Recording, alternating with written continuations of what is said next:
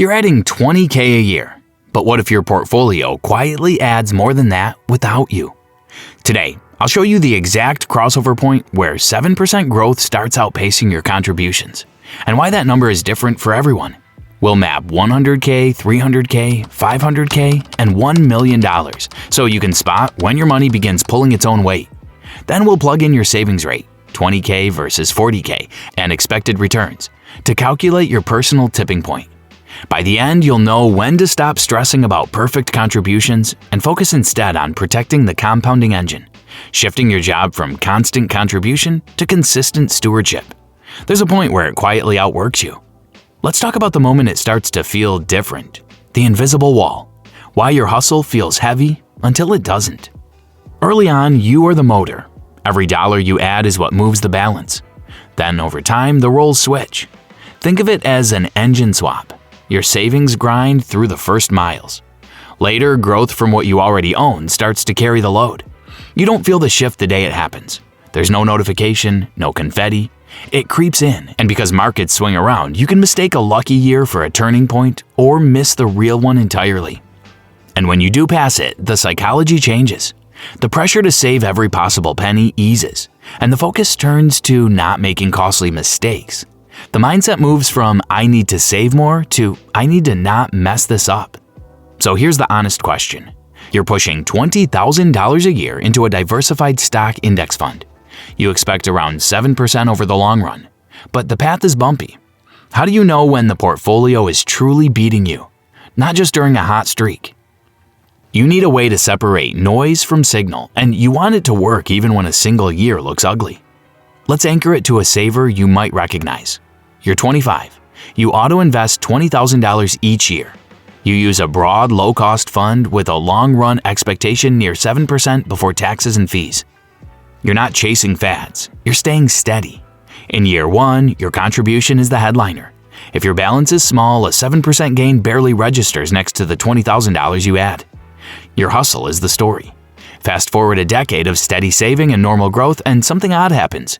Your $20,000 still shows up, but it looks small next to what the market adds on top of a much larger base. The effort is the same, but the impact feels different. That's why this is an invisible wall. It doesn't show up as a clean milestone in your app. Volatility masks it. A down year can make your contribution feel massive again. A big up year can make your effort look like a rounding error. You can cross the wall and not feel it for another year or two. Or you can think you crossed it only to watch a pullback make you the engine again. The truth lives in the average, not the headline year.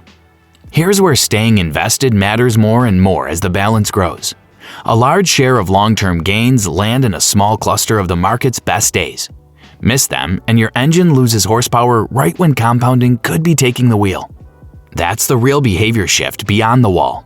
Your edge becomes consistency, not cleverness. You want the math that cuts through the noise.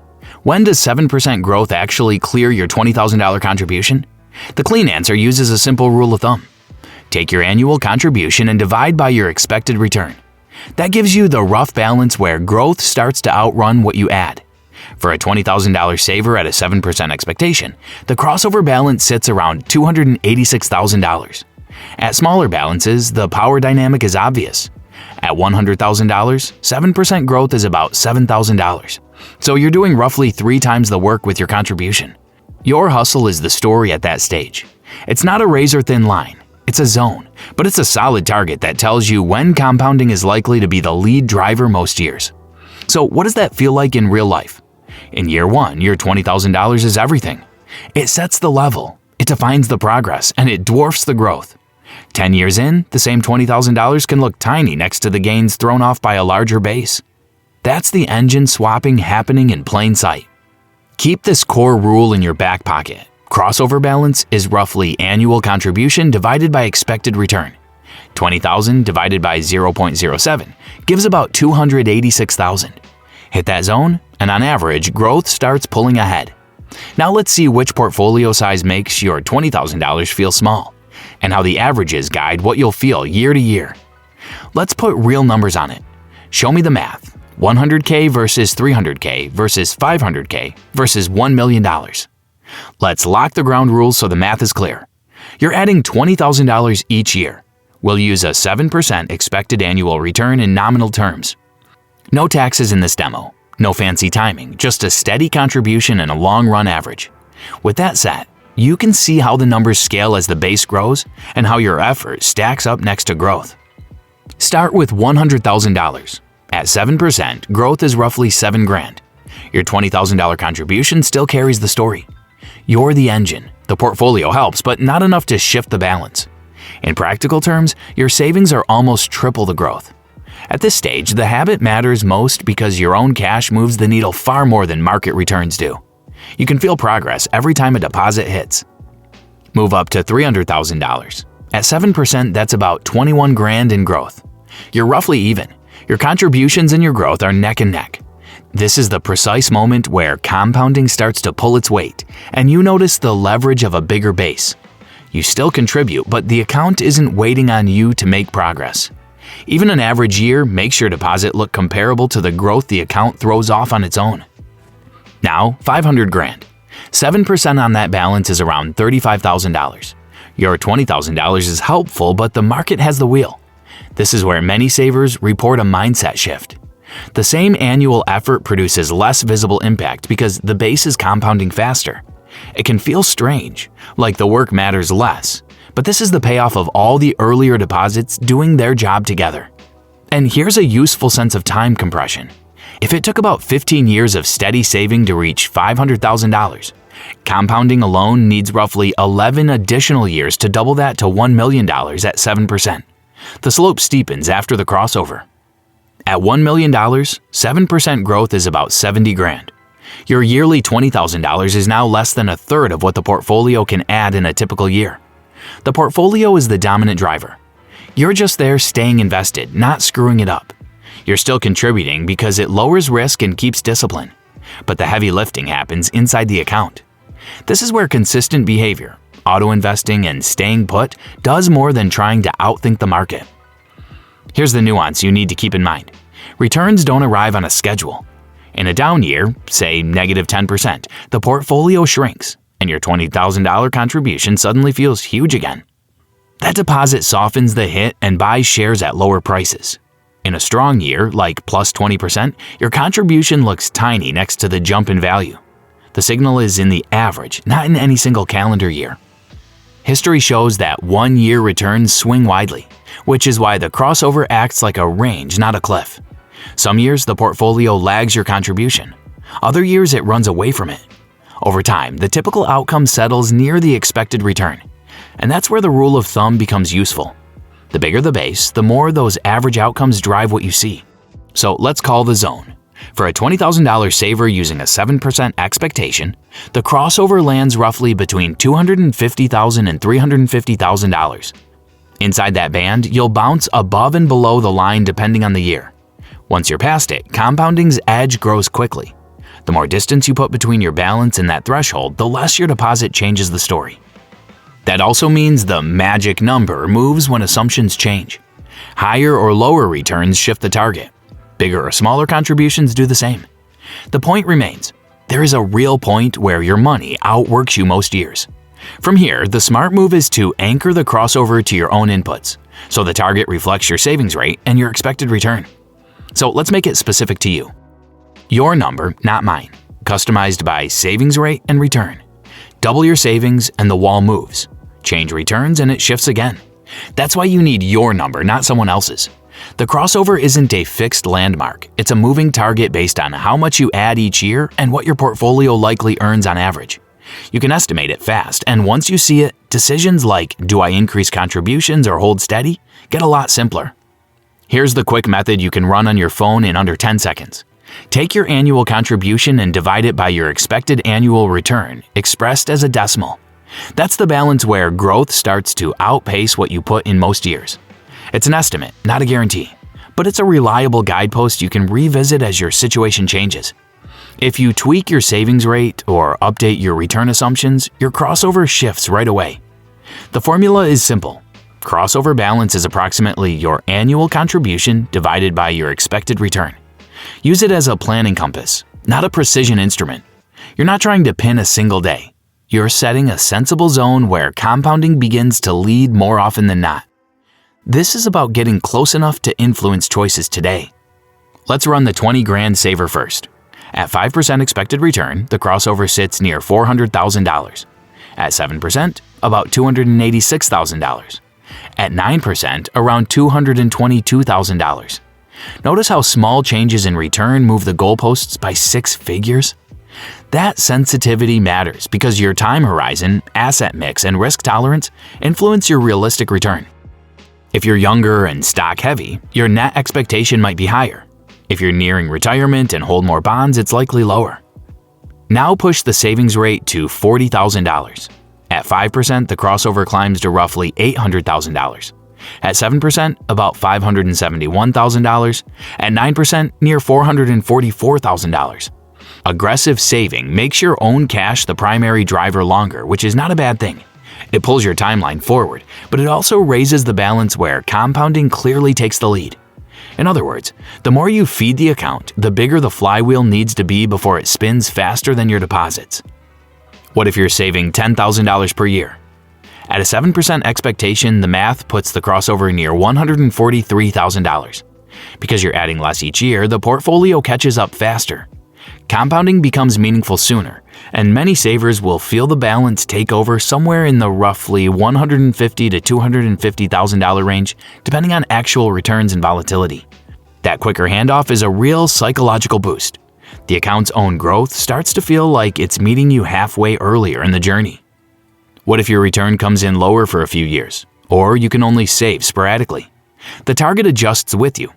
If returns sag, the balance you need rises, or the timeline lengthens. That doesn't break the model, it just means compounding takes a little longer to dominate. The principle doesn't change. Stay invested, keep adding what you can, and the math eventually tilts in your favor. Let's add realism so your number isn't wishful thinking. Fees and taxes reduce what you actually keep. Expense ratios, trading costs, and, in taxable accounts, capital gains and dividends taxes all chip away at the headline return. That's why using a net return estimate is safer for planning. If you expect 7% before costs, adjust to 6% after fees and taxes. That one tweak bumps a $20,000 crossover from about $286,000 to roughly $333,000, which is a safer, more conservative planning target because it builds in the drag that inevitably lowers your effective growth rate. Here's the fast rule you can use anytime. Pick your expected net return, divide your annual contribution, and you have your personal crossover zone. Write it down, update it when your savings rate changes, and revisit it if your asset mix or fee profile shifts. It's a living number, not a one-time calculation. Once you've sketched your crossover zone, a new option opens up. You don't have to push forever. There's a point where ongoing contributions can shift from mandatory to optional. And the bigger decision becomes how to keep the compounding engine running without unforced errors. That's where the next step gets interesting. Let's talk about what changes once compounding can carry more of the load. Coast mode. When contributions become optional, but behavior matters more. What if you could stop contributing and still reach your target? That's the idea behind Coast Fire. You hit a coast number, then let compounding carry you to your retirement goal without adding another dollar. It's a simple premise with a strict requirement. The balance must be large enough that, at your expected return, it grows to your target by your timeline. Aim for $2 million by 65 with a 7% expectation. And stopping at 30 means you need roughly $187,000 at 30. From there, you coast. No more deposits required for the plan to pencil out. This framework changes how you think, but it isn't realistic for everyone. It often requires high incomes, low expenses, and an early start. Treat it as an aspirational target that informs your plan, not a pass-fail test. Now for the honest part. That bar is high. Rent, student loans, childcare, and career ramps make hitting 6 figures by 30 tough for many. If your earnings start modestly or you live in a high-cost city, early Coast Fire can feel out of reach. That doesn't make the concept useless. It means you adapt it. You can still use compounding to do more of the work, even if your stop date lands later than the headline examples. One practical move is to coast later. Hit your crossover first, where average growth beats your yearly contribution. Then turn the dial down instead of turning it off. If your $20,000 contribution is getting overshadowed by portfolio growth, you can reduce to $10 or $5,000 and still stay on track. This keeps flexibility in your budget while letting the account's base keep accelerating. Think of it as shifting from sprint to steady jog without losing momentum. Past the crossover, your job changes. Protect the compounding engine. That means fewer heroic savings pushes and more risk control. Avoid big portfolio errors, panic selling in a slide, chasing hot sectors, or concentrating too much in a single stock. Your edge becomes boring consistency, an allocation you can hold through rough patches, an emergency fund that keeps you from tapping investments at bad times, and automatic deposits that continue even if they're smaller. There's a strong reason to stay in the market once compounding leads.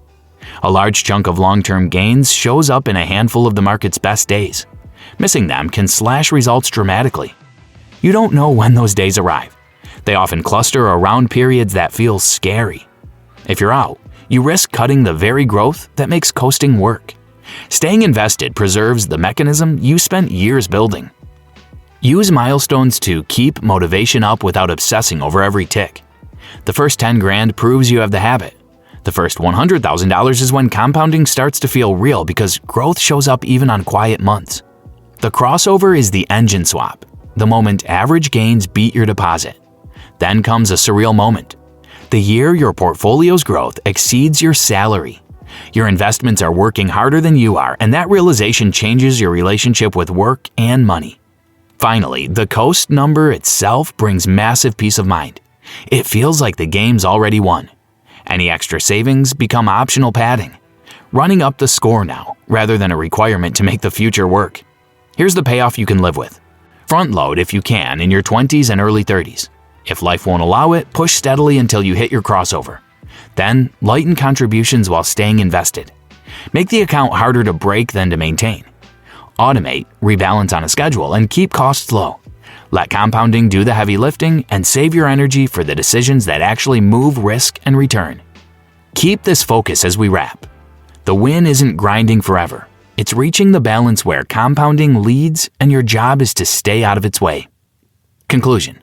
The win isn't grinding forever. It's reaching the balance where compounding leads and your job is to shift from being the engine to simply staying invested, trusting the mechanism you built. As Buffett put it, our favorite holding period is forever. That mindset keeps you in the market while the math does the lifting. Calculate your crossover now.